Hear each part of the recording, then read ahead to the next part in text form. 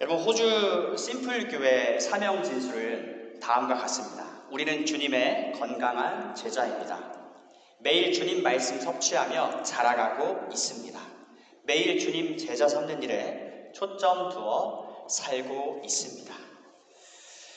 건강한 제자의 특징 두 가지는요, 주님을 사랑해서 주님 말씀을 사랑하고 주님을 사랑해서 주님이 분부한 사명을 감당합니다. 즉 복음을 전하여서 주님께 속한 모든 사람들을 다 불러내는 것, 그것이 우리 모든 신자, 제자된 사람들의 사명입니다.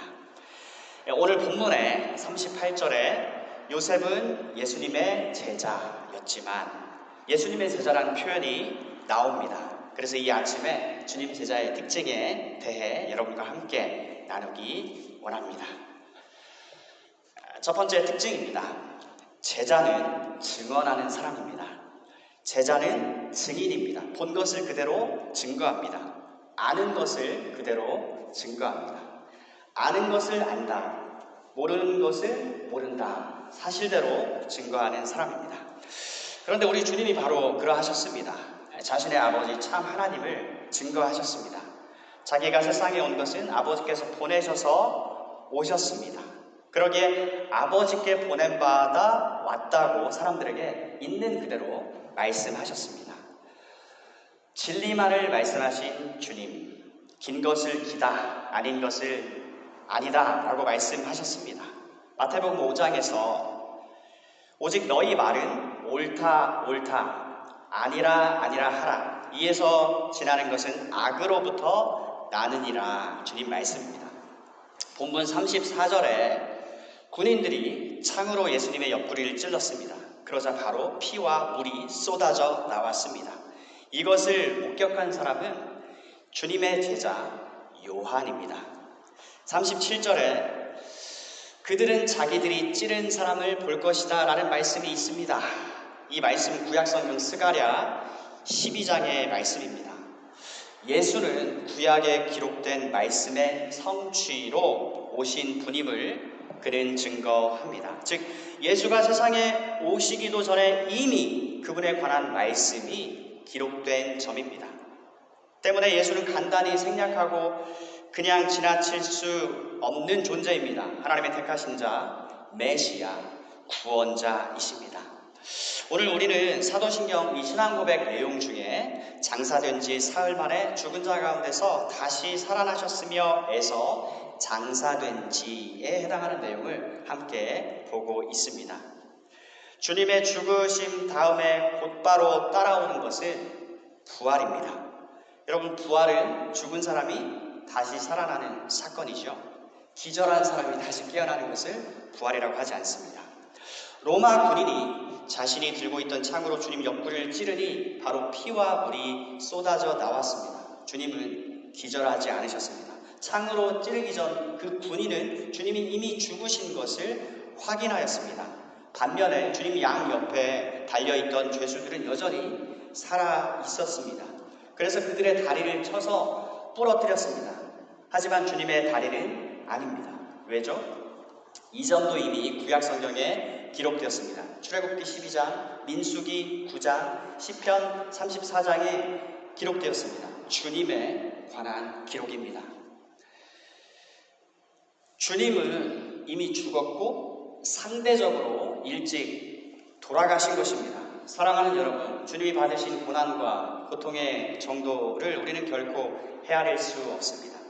하나님의 어린 양, 우리 주 예수 그리스도, 아버지께서 세상에서 건져내어 주님께 주신 모든 자기 백성들을 대신해서 본래 그들이 받아야만 하는 하나님의 무시무시한 진노와 저주의 형벌을 대신 받으신 주님, 그래서 우리는 오늘도 이 주님을 찬양하기 위해 경배하고자 모였습니다.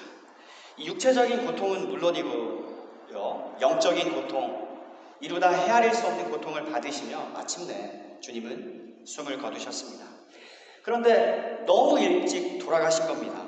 군인들이 의아히 여겼습니다. 이미 죽으신 것을 확인하고 말하자면 최종 확인 사살 차원의 옆구리를 찌른 것이다 라고 말씀드릴 수 있습니다. 이 군인들과 더불어서 요한도 증인입니다. 옆구리를 찔러더니 곧바로 피와 물이 쏟아져 나왔다고 그는 증거합니다. 본 것을 그대로, 사실을 있는 그대로 전합니다. 뿐만 아니라 예수의 또 다른 제자인 요셉과 니고데모가 장사를 치르기 위해서 빌라도 앞으로 나온 것입니다. 주님이 죽으신 게 분명하기 때문이죠. 35절 말씀입니다. 이것을 본 사람, 즉 요한이 증언한 것이니 그의 증언은 참됩니다. 이렇듯 증인은 보았으므로 증언합니다. 증인이 하는 일은 단순합니다. 나아가 요한은요, 자신이 진리를 말하고 있다는 것을 알았습니다. 주님의 제자는 자기가 진리를 전하고 있음을 확신합니다. 35절 하반절입니다. 그가 이렇게 말하는 것은 여러분들도 믿게 하려는 것입니다. 이 제자는 진리를 전하여서 듣는 자로 하여금 믿도록 안내를 하는 사람입니다. 믿어서 영생, 곧 하나님의 생명, 구원 받으라, 얻어서 누려라, 날로 더 풍성한 이 복된 생명의 삶으로 초대하는 사람이 바로 다름 아닌 여러분과 저와 여러분, 주님의 제자란 말씀입니다. 사랑하는 그리스도 제자 여러분, 그러기에 우리의 복음 전파에는요, 열정이 실리지 않을 수가 없습니다. 우리가 믿는 바를 나눌 때에 열정적이 되지 않을 수가 없습니다. 왜 그렇습니까? 믿어도 그만, 안 믿어도 그만의 문제가 아니기 때문입니다. 안 믿으면 그 사람은 큰일 나고 끝장나기 때문이죠. 여러분, 복습해 보실까요? 여러분과 저를 포함해서 모든 사람은요, 태어나자마자 이미 큰일 난 상태에 있습니다. 우리는 다 본래 세상에 속한 사람들입니다. 주님께 속한 사람이 아니고, 요한복음 3장 18절에 하나님의 아들을 믿는 사람은 유죄 판결을 받지 않는다. 하지만 그를 믿지 않는 사람은 이미 유죄 판결을 받은 것이다. 그것은 사람이 하나님의 독생자의 이름을 믿지 않았기 때문이다. 에베소서도 말씀합니다. 우린 다 본질상 진노의 자녀들이라고요. 예수를 믿기 전에는요. 그러니 그 상태로부터 속히 나와서 생명의 길로 들어서라, 영생을 소유해라, 구원 받아라 선포하는 복음 전도, 이 일을 행할 때에 열정이 실리지 않을 수가 없습니다. 우리는 지금 영원한 진리, 영원한 사실을 다루고 있기 때문입니다. 사랑하는 여러분, 제가 질문을 드릴게요. 여러분은, 그리고 우리는 왜 주님을 믿습니까? 여러분이 그리스도를 믿고 있는 것은 단지 우리가 종교적인 유형의 사람이어서인가요? 남달리 이 종교성이 강한 타입의 사람이기 때문인가요? 단지 우리는 사실을 원하고 진실을 바로 알기 원하는 것입니다. 이 그리스도와 맺은 관계는 여러분과 저 모든 사람의 현재와 영원에 영향을 끼치기 때문이죠.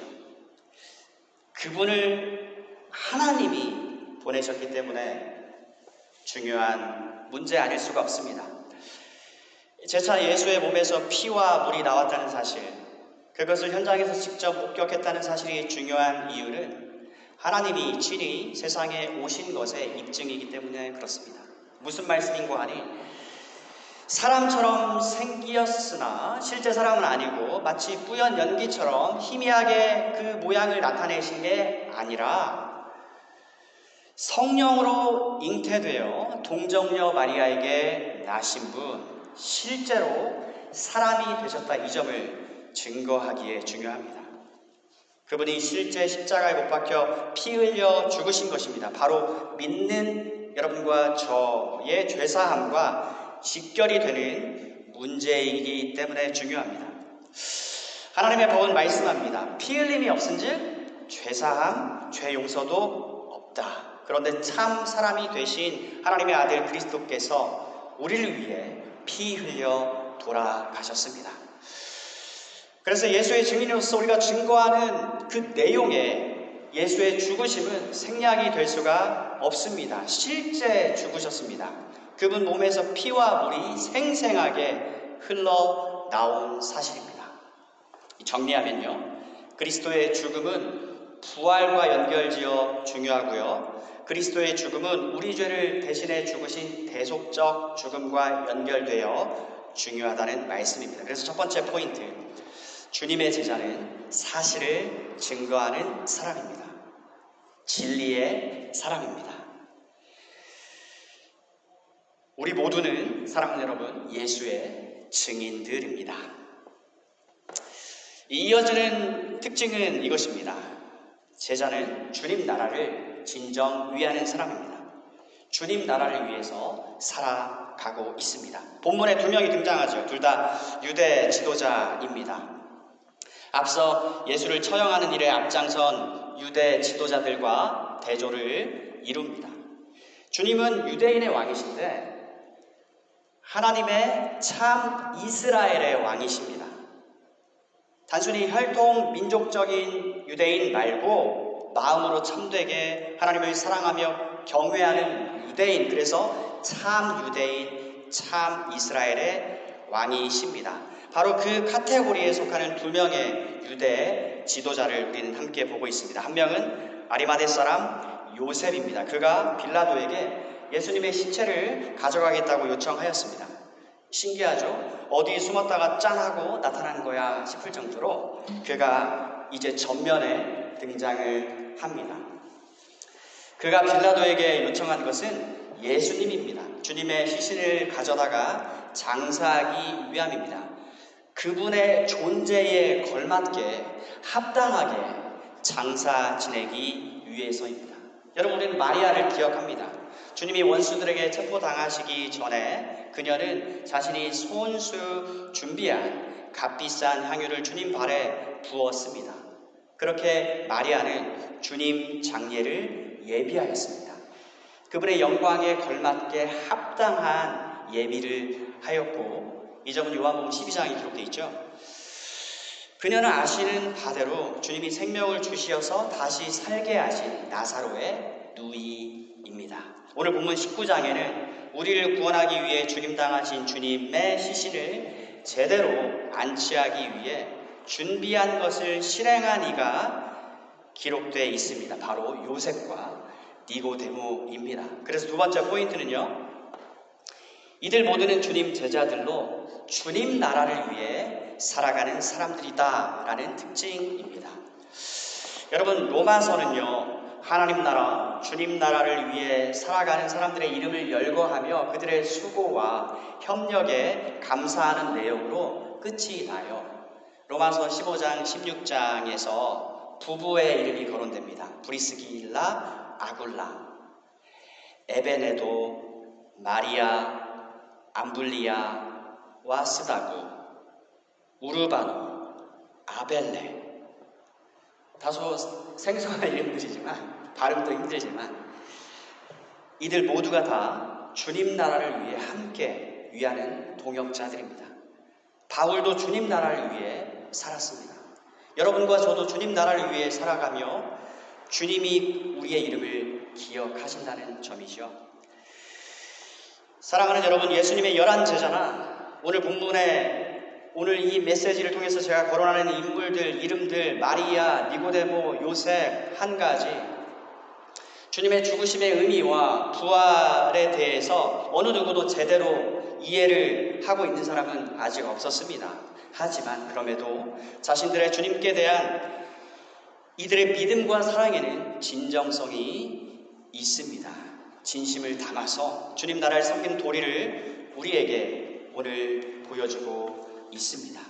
잠시 있다가 사라지고 없어질 세상 왕국이 아니라 다소 희미하게 지금은 보이지만 영원히 지속되는 나라를 위해 살고들 있습니다.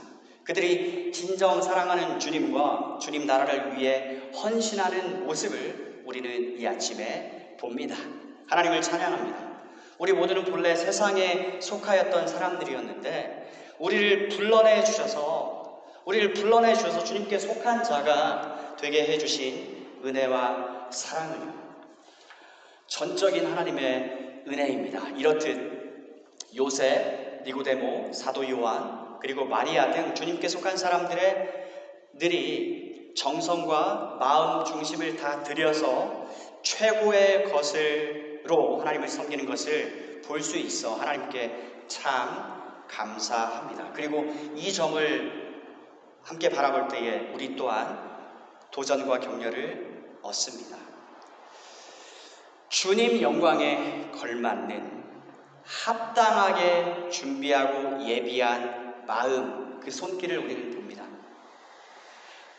쓰다 남은 것, 버려진 것을 주워다가 선물이랍시고 만약 여러분과 제게 준다고 그리고 우리가 그것을 받는다고 생각을 해보십시오. 어느 누구도 달가워할 사람은 없지요. 군인들이 주님께 가했던 학대와 불링을 한번 보십시다. 진정 왕께 대하는 태도이면 왕관을 가시로 만들어서 머리에 꾹꾹 눌러 씌우지는 않습니다. 이 자줏빛 옷은 왕이 입는 예복은 맞습니다. 어디선가 구해왔습니다. 주님 몸에 걸쳐드렸습니다. 그런 다음에 본격적으로 부울링을 하기 시작하죠. 왕이시여 만수무강하십시오. 그 다음에 에라 꼴에 무슨 침을 뱉고 손바닥으로 때리고 주먹으로 가격하였습니다. 채찍질하였습니다. 이들은 힘센 로마 군인들입니다. 십자가에 높이 들리신 다음에도 입혔던 자주색 옷 그마저도 벗겨다가 자기들끼리 나눠 가졌습니다. 속옷만 입으신 채로 주님을 부끄럽게 매우 수치스럽게 만들어 버렸습니다. 온 세상의 주, 모든 사람, 만물의 창조주를 그렇게 막 대하였습니다. 내가 목마르다라고 주님이 말씀하셨습니다. 그러자 군인들은 해면을 신 포도주에 흠뻑 적십니다. 그런 다음에 우슬조 막대기에 매달아 예수님 입에 갖다 대었습니다. 그런데 그 신 포도주가 뭐냐면 싸구려 비니가 단지 식초에 지나지 않는 것입니다. 그럴싸한 제대로 된 와인도 아니고 와인조차도 아니었습니다. 모든 것들이 나름 이름은 가진 재료들이었습니다. 구색은 갖추었어요. 하지만 어느 것 하나 주님을 그분 영광에 걸맞게 합당하게 영접한 행위란 찾아보기 어렵습니다. 사랑하는 여러분, 이 세상을 살아감에 있어 가장 중요한 한 가지가 있는데 그것은 다름 아닌 주님께 대한 사랑, 존경하는 마음이죠. 그런데 이 마음이 없이 오히려 정반대에서 출발된 것들이었습니다. 이에 반해 요셉과 니고데모가 준비한 것들은 그렇지가 않았습니다. 이들은 몰약과 알로에를 섞어 만든 향료, 방부제를요 33kg 정도 가지고 왔습니다. 또 무덤도 보십시오. 아직까지 한 사람도 그 안에 안치한 적이 없는 새 무덤이었습니다. 이들은 주님께 합당한 예우와 존경과 사랑을 표현했습니다. 이들의 소중한 주님을 위한 무덤이자 재료들이었습니다. 이들은 하나님 나라와 하나님 나라 임금을 마음 중심에 모시고 섬기었습니다. 이렇듯 오늘 말씀 두 번째 포인트는요. 주님의 제자는 주님 나라를 진정 위하는 사람이다라는 특징입니다. 세상에서 건지움 받은 너희는 세상 사람들과 다르다. 마태복음 6장 33절. 그런즉 너희는 먼저 아버지의 나라와 의를 구하여라. 주님이 말씀하십니다. 이제 마지막 포인트입니다. 제자는요, 주님께 대한 자신의 사랑을 결국에는 표현을 해내더라입니다. 방금 전 드린 말씀과 별로 달라 보이지 않지만 강조점은 결국에는 표현을 해내더라입니다.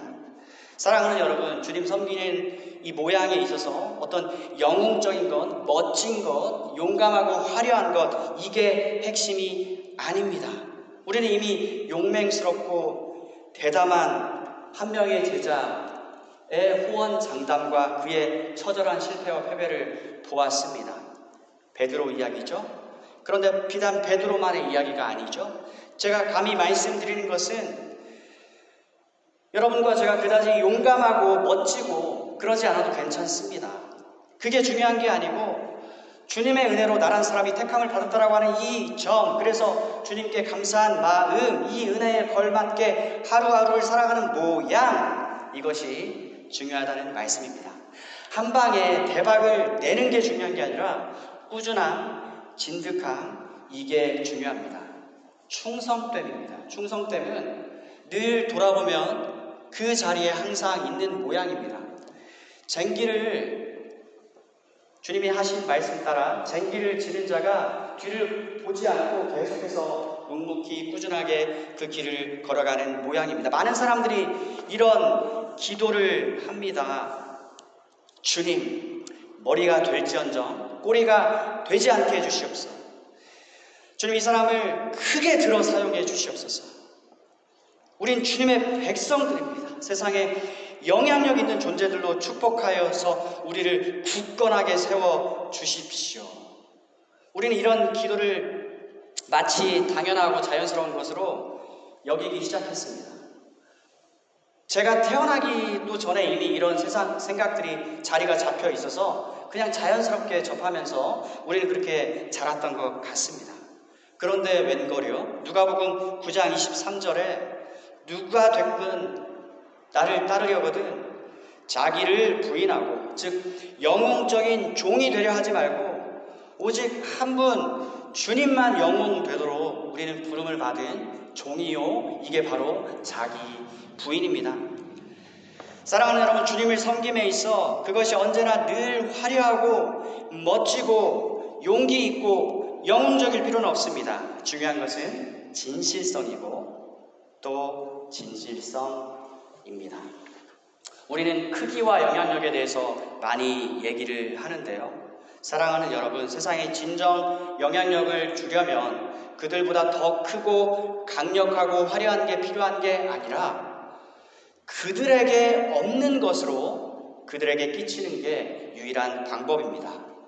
이것은 그리스도 복음만이 가진 독보적인 특징입니다.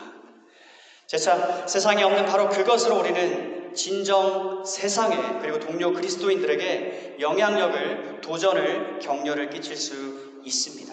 그것은 우리 주 예수 그리스도시고 그분의 죽으심과 부활하심입니다.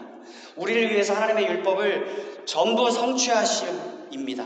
우리를 위해 하나님의 양으로서 대신 형벌을 받으사 믿는 자 모두에게 죄의 용서와 의로움을 주시는 이 복음인 것입니다. 이 복된 소식, 영원한 진리, 하나님의 말씀을 들려주는 일이 바로 영향력이고 또 영향력입니다. 그래서 여러분, 진짜 생각해보세요. 우리 자신에게 영향력을 주는 사람이 누굽니까? 하나님을 나보다 더 사랑하는 사람입니다. 하나님을 사랑하니까 하나님의 말씀을 참 사랑하는 사람입니다. 주야로 그것을 묵상하는 사람입니다. 늘 마음 중심에 하나님 나라와 하나님의 뜻과 계획, 그것이 늘 관심사요 혈안이 되어 있는 사람이 하나님을 참 사랑하는 사람입니다. 이런 사람이 있으면 저에게도 소개시켜 주십시오. 이게 주님 제자의 특징입니다. 유대인 지도자층에 속한 사람 요셉 그리고 니고데모, 둘 다 쉽사리 자신의 믿음을 드러내놓고 표출하지는 못했습니다.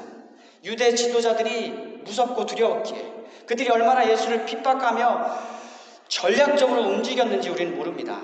압력을 놓고 엄포를 놓았습니다. 그런 면에서 이들의 움직임은 그다지 영웅적이지 못했습니다. 하지만 이들에게는 여전히 부인할 수 없는 진실된 믿음이 있고 주님께 대한 사랑이 있었으며 이것을 표출해야 할 때에는 표출을 하였습니다.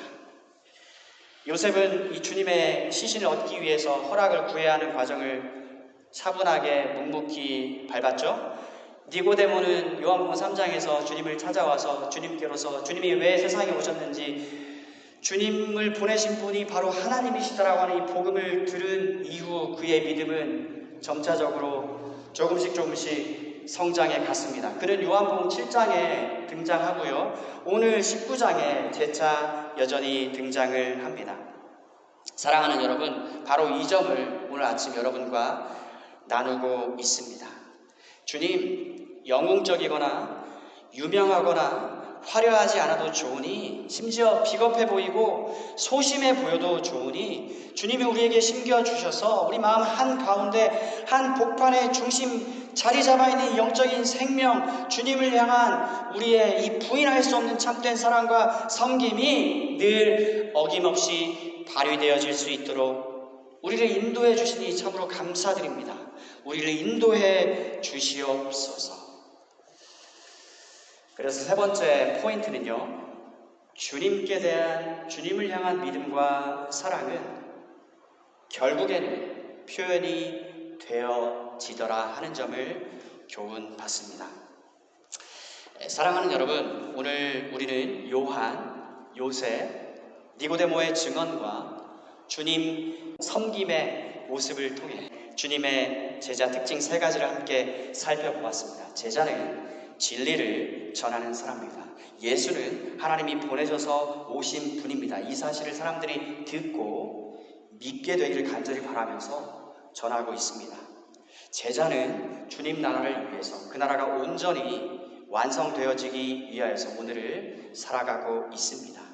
제자는 반짝 화려하고 멋있게 자신이 드러나는 것에 목적을 두지 않고, 다만 내 안에 분명하게 심겨진 주님 생명, 주님께 대한 사랑하는 마음, 이것 가지고 묵묵히 꾸준히 오늘 하루하루를 살아가는 사람이라고 말씀을 드렸습니다. 유념합시다. 주님께서 장차 오셔서 우리 각 사람 앞에서 해주실 말씀이 잘했다, 착하고 충성된 종아. 잘했다, 착하고 성공한 종아가 아니면 not successful but faithful. 충성된 모습, 꾸준한 모습, 진득한 모습, 돌아오면 늘 그 자리 매김을 하고 있는 모습. 사랑하는 여러분, 주님이 이제 곧 오셔서 여러분께 내가 다 안다, 모든 것을 다 지켜보았다, 잘했다, 착하고 충성된 종 누구누구야, 이제 나와 함께 내 아버지 집에서 영원히 쉬며 즐기자. 맛있는 음식과 음료와 더불어서 말이죠. 다시는 신 포도주 비니가 위에 쓰려는 말이 좀 세서 미안합니다. 무례하고 막돼 먹은 주님 대우하는 일 말고, 지극히 탁월한 주님 영광에 걸맞는 합당한 예우와 섬김, 바로 그 마음 자세 가지고 주님을 섬겨 가시는 여러분과 저 복된 우리 모두가 되시기를 영광의 주님의 이름으로 축복합니다. 말씀을 마칩니다.